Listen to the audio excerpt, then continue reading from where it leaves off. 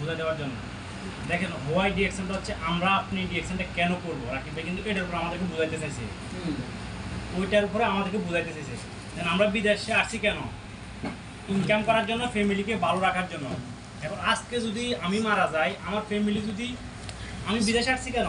আমরা সবাই বিদেশে আসছি কেন? ইনকাম করার জন্য, ফ্যামিলিকে ভালো রাখার জন্য। এখন আজকে যদি আমি বিদেশের মাটিতে মারা যাই, আমার ফ্যামিলি কি ভালো থাকবে? তাই সেজন্য কি করতে হবে? আমাকে এমন কোনো রাস্তা তৈরি করতে হবে যেন আমার ফ্যামিলি ভালো থাকে, এমন কোনো কাজ করতে হবে যেন আমার ফ্যামিলি ভালো থাকে। তাহলে কি কাজ করতে হবে? আমার ব্যবহার জিনিসগুলো আমি ফটোগুলো কিনা কাটা করার মাধ্যমে একটা সিস্টেম তৈরি করতে পারতেছি। তো রাকিব ভাই আমাদেরকে এটা বুঝাতে চাইছে যে আপনার কাছে যদি কোনো ওয়ে থাকে যে আপনি পৃথিবীতে না থাকলেও আপনার ফ্যামিলি একটা ইনকাম নিতে পারবে, ওরকম একটা সিস্টেম আপনি খুঁজে কাজ করেন। ডিএকশন করতে হবে এমন কোনো কথা নয়, ডিএকশন বিজনেস করতে হবে এমন কোনো কথা নেই। আপনার কাছে যদি অন্য কোনো ওয়ে থাকে যে আপনি পৃথিবীতে থাকবেন না, তারপর আপনার সন্তান, আপনার পরিবার ইনকাম নিতে পারবে, তাহলে ওই সিস্টেমে আপনি কাজ করেন। আমাদেরকে ওই সিস্টেমে কাজ করতে হবে। আপনার কাছে যদি ডিএকশন ভালো লাগে তাহলে আপনি ডিএকশন করেন, আপনার কাছে যদি অন্য কোনো ওয়ে থাকে অন্য ওয়ে করেন। বাট কিন্তু ডিএকশন একটা হচ্ছে নো ইনভেস্ট কোম্পানি, আপনাকে 1 টাকা জমা দিতে হয় না, জাস্ট নিজের প্রোডাক্টগুলো ব্যবহার করুন, ওইখান থেকে ইনকাম। দেখেন আমাদের প্রত্যেক মাসে আমরা এজেন্টের যারা লোক আছে তাদের বেতন 7 তারিখে দেয়, 8 তারিখে দেয়, 9 তারিখে দেয়, 10 তারিখে দেয়, এই মাসে দেয় না, পর মাসে দেয়। কিন্তু ডিএকশনের যখন 6 তারিখ শুরু হয়ে যায় অটোমেটিক সবার অ্যাকাউন্টে টাকা ঢুকে যায়। 7 তারিখে পুরো পৃথিবীতে ঢুকে যায়, 8 তারিখে বাংলাদেশে ঢুকে যায়। তাহলে 8 তারিখের ভিতরে এমন কোনো ডিস্ট্রিবিউটার আছে বলতে পারবে না যে আমার অ্যাকাউন্টে টাকা আসে নাই।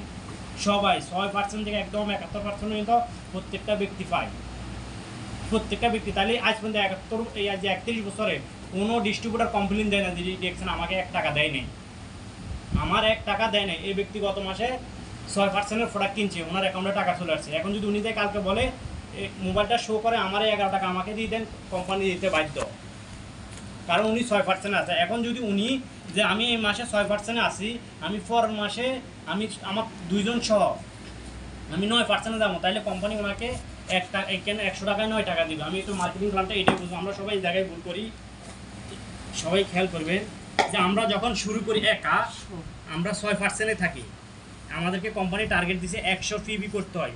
আমাদের সাবান প্রত্যেকটা প্রোডাক্টে কিন্তু ফিবি থাকে, ওই ফিবি থেকে আমাদেরকে ইনকাম দেয়। তো আমি যখন 100 ফিবি করব, আমি 6%-এ, তো আমি সহ যখন আমার টিম মেম্বার 2 জন সহ, আমি সহ 3 জনে যখন আমি 300 ফিবি করব, তখন আমি যাব 9%-এ। কোম্পানি, আমি যদি কোম্পানি থেকে 100 টাকার প্রোডাক্ট কিনি, কোম্পানি আমাকে 9 টাকা ব্যাক দিবে, আমি একা। আর আমার নিচে যদি 10 জন কিনে তাহলে তো 900 টাকা, তাহলে তো বাড়ছে, বুঝতে পারছেন? আমি যদি পরের মাসে আমি সহ আমার টিম মেম্বার যারা আছে, আমার বিশেষর কাজ করতেছে, তারা সহ যদি আমি 1000 ফিবি আমার আইডিতে জোগাইতে পারি, তাহলে আমি 12% যাব। আমি 100 টাকার প্রোডাক্ট কিনলে কোম্পানি আমাকে 12 টাকা ব্যাক দিবে। কয় তারিখ থেকে? 6 তারিখ থেকে 8 তারিখ পর্যন্ত, এর ভিতরে কোম্পানি আমাকে দিয়ে দিবে। তারপর আমি সহ আমার টিম সহ যখন আমরা 2000 ফিবি করব, কোম্পানি আমাকে 100 টাকার প্রোডাক্ট কিনলে আমাকে 15 টাকা ব্যাক দিয়ে দিবে 6 তারিখ থেকে 8 তারিখের ভিতরে।